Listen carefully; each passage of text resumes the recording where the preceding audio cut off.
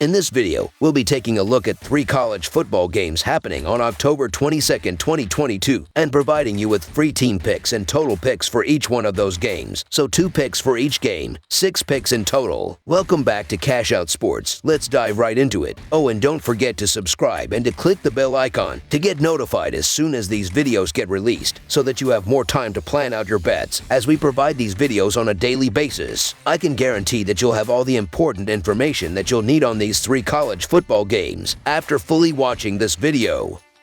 One more thing before we start. If you would like to gain access to our best exclusive betting picks to take your sports betting journey to the next level, then check out our Patreon in the link down below, where we offer anywhere from 1 betting pick a day up to 10 betting picks a day and much more. Now let's get started.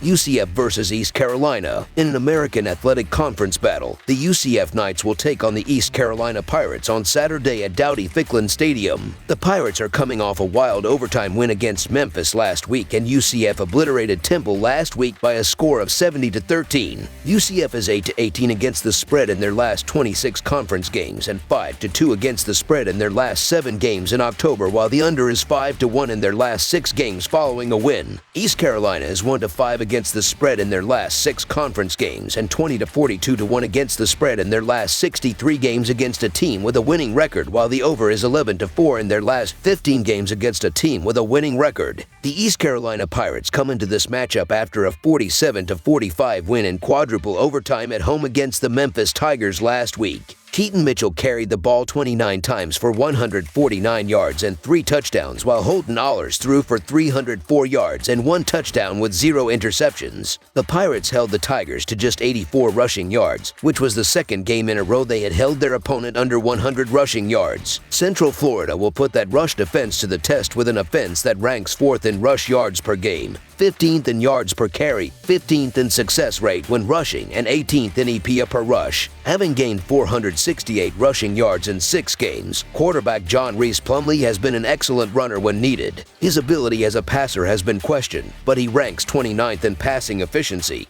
and has showcased what he can do with his arm in his last 2 games against SMU and Temple. In those games, Plumlee combined for 38 completions on 51 attempts with 689 yards, 6 touchdowns, and 0 interceptions. The emergence of UCF's passing game is troublesome for East Carolina, as the Pirates rank 104th in opposing EPA per pass and 121st in opposing passing efficiency. The Knights are very good defensively. They rank 6th in opposing touchdown rate and 15th in opposing drive efficiency. Furthermore, they rank 9th in opposing passing efficiency, with an experienced secondary that should be equipped to slow down Ahlers and the East Carolina passing attack. UCF also has a bit of any advantage situationally, as the Knights are coming off a 70-13 blowout victory that took place last Thursday, so they have had a couple of extra days to prepare for this game. So the Central Florida Knights to win and cover the spread as favorites is our full game side pick.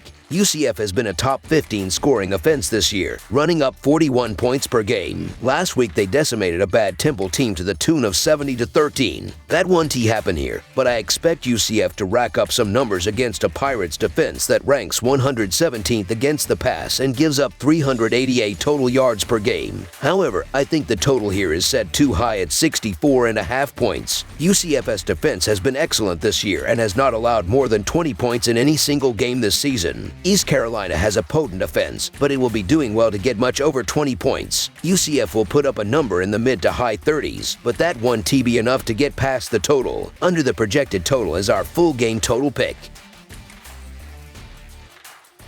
Texas Agricultural and Mechanical versus South Carolina. The Texas Aggies collide with the South Carolina Gamecocks in a Southeastern Conference showdown on Saturday night. The Aggies almost beat number 1 Alabama in Week 6 and had their bye last week. The Gamecocks entered their bye with a big road win against a ranked Kentucky squad. Texas Aggies posted a 44-14 win against South Carolina last season. The Aggies are 2-5 against the spread in their last 7 road games and 4-1 against the spread in their last 5 games in October. The Gamecocks are 4-13 against the spread in their last 17 conference games. The under is 5-1 in Aggies' last 6 games overall. The under is 14-6 6 in Gamecocks' last 20 home games. The Aggies are 4-0-1 against the spread in their last 5 meetings. The favorite is 4-0-1 against the spread in their last 5 meetings. The Texas Aggies have yet to win on the road and are not scoring enough points to win games. South Carolina is playing with confidence after registering 3 wins in a row. Furthermore, the Aggies continue to play without Max Johnson at quarterback,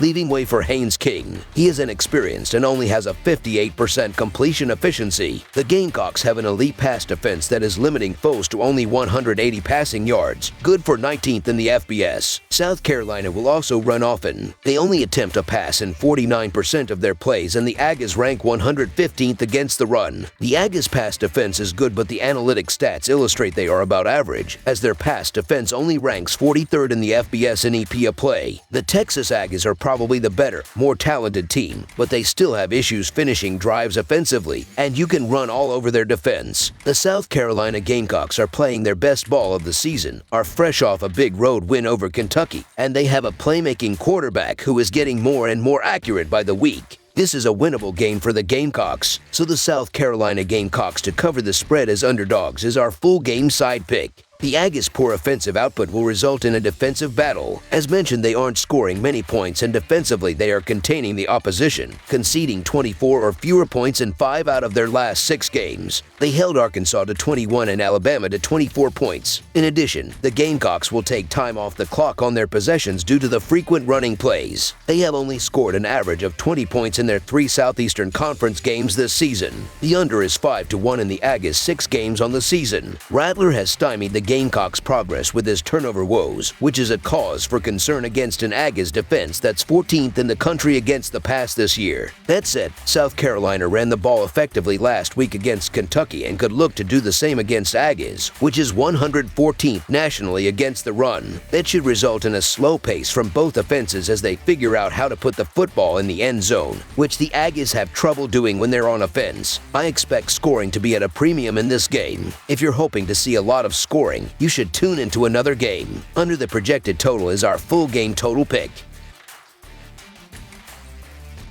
Kansas State versus TCU. Number 17 Kansas State will try to build on its 3-game winning streak when it faces unbeaten number 8 TCU on Saturday night. The Wildcats have already recorded one upset win this season, picking up a 41-34 win at then number 6 Oklahoma. TCU is looking to establish itself as a college football playoff contender and pick up its 4th consecutive win over a ranked opponent. The Wildcats are 11-5-2 against the spread in their last 18 road games and 5-1-1 against the spread in their last 7 games overall. The Horned Frogs are 14-30-1 against the spread in their last 45 home games and 4-1-1 against the spread in their last 6 games overall. The under is 9-4 in Wildcats' last 13 games overall. The over is 4-1 in Horned Frogs' last 5 games overall. The Wildcats are 4-1 against the spread in their last 5 meetings in Texas Christian and 4-0 against the spread in their last 4 meetings. The Horned Frogs have been solid against the run, which also happens to be Kansas State's bread and butter. While Martinez and Kansas State have looked fantastic at times this year, they also happen to be inconsistent, as evidenced by the home loss to Tulane and near defeat to Iowa State. If Kansas State is forced to abandon the run, it's game over for the Wildcats. TCU can score with the best of them, with a top 15 rushing attack and a top 25 passing game. The Kansas State Wildcats have proven they can play with the big boys, but they do have offensive limitations with no passing game to speak of, and it prevents the offense from really putting games away. The TCU Horned Frogs make a case as the best offensive team in the country,